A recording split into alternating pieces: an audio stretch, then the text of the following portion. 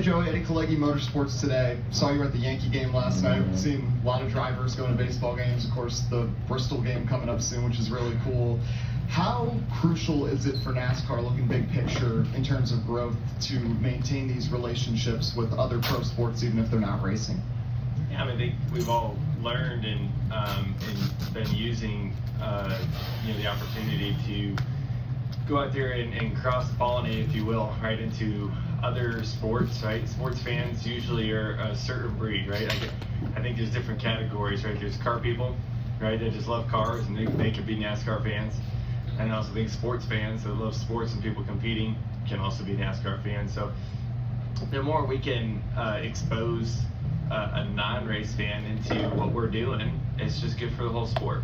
And in any way you can do that. So obviously we want to continue to take care of the fans we already have, right? I mean, you look at this weekend, it's sold out. It's fantastic. But the more we can grow our sport, it's good for everybody involved, including you guys sitting here. Oh, come on, Dalton.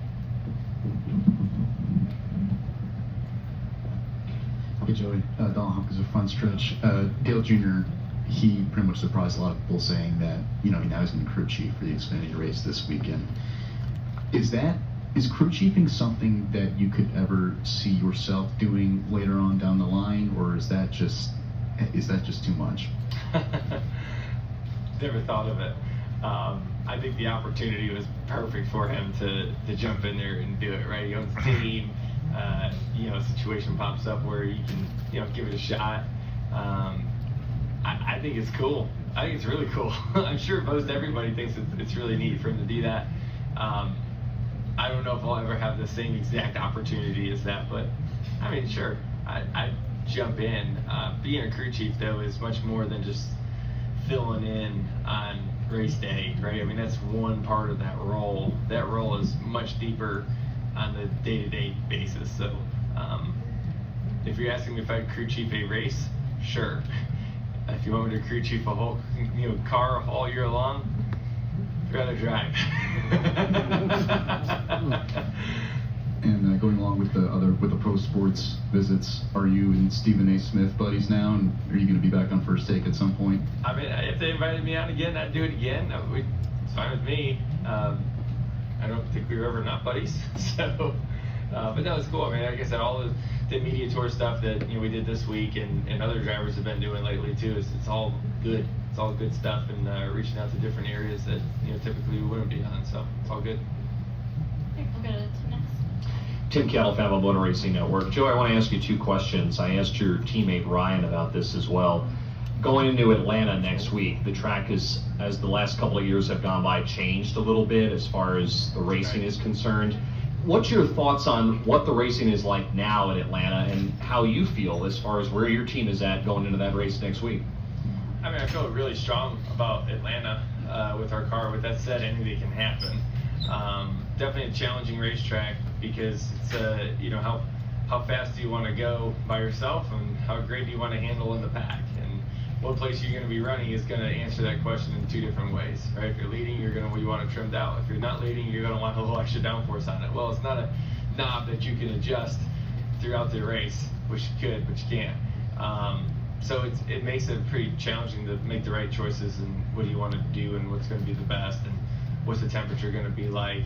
Is the track giving up a little bit more grip? All kinds of those things. The bumps, are they getting worse, right? Like those type of things that are definitely going to happen over time. Just how quickly. And this day and age, you don't go out there and practice and go, oh, we definitely want to go the other way. Like you qualify, you still don't know what you got until the race starts, and then you're obviously married to that. Your teammate Ryan Blaney was excited about this in-season tournament that's going to start in a little bit. Do you have the same feeling on it as far as the overall concept with this, as it being a new concept so far this year? Yeah, I love it. I think it's great. I think it's placed perfectly where it is in the season.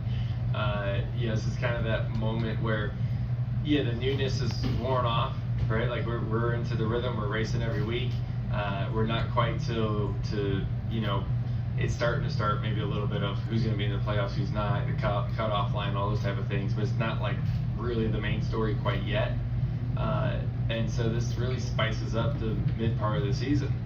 We have a long season, so just kind of changing it up and adding something to it's great. And the in-season tournament, it's cool, right? We've never done anything like it, but there's a big enough reward to care about it.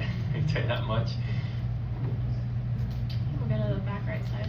Samuel Stubbs, YoBarker.com. Joey, I remember talking to you in Chicago last year about your championship hopes at that point. That was a week after you won at Nashville. That was still the point of the year where you hadn't quite turned up the speed dial yet. This year, winning earlier, showing more speed, running up front more consistently. Do you feel better about your championship hopes at this point in the season, or as a team that's popped up when they're not necessarily expected to and found a way to win these championships? Is there just always a sense of we can do it no matter how much speed we're showing at any given moment? Yeah, the latter, for sure. I mean, it seems like you can never count the 22 out. We seem to show up when it matters the most, more times than not. Doesn't always happen that way, right? But we put a lot of effort in to try to make it that way. And we think all the races count, to be honest with you. But obviously the stakes are a little higher as the playoffs rolls around. And so I feel solid about where we're at. It's the same team pretty much as what we had last year. So the guys know how to do it. They know how to handle the pressure when it's turned up. So it should be fine. All right, we'll take one final question here. Yes. Hi, Joey. Ryan from Five Log Racing. You and your team always find a way to show resilience in fuel strategy races, and Pocono typically trains into a race where fuel strategy plays a role. Does it excite you heading to a track that plays into a strength of your team? It's been 13 years since your last trip to victory lane here. What's it going to take to do it this weekend? Well, it's going to take a fast car. Obviously, we won't have that. But to your point, you got to have the strategy piece worked out, and the execution of the race in general. The restarts and all that are chaotic here as well. So, got a great team when it comes to that part of it. Paul Wolf is one of the best when it comes to strategy, maybe the best when it comes to calling a race. And for what a lot of people think is gambling, he does not see it that way at all. It's all calculated in his mind. So, between him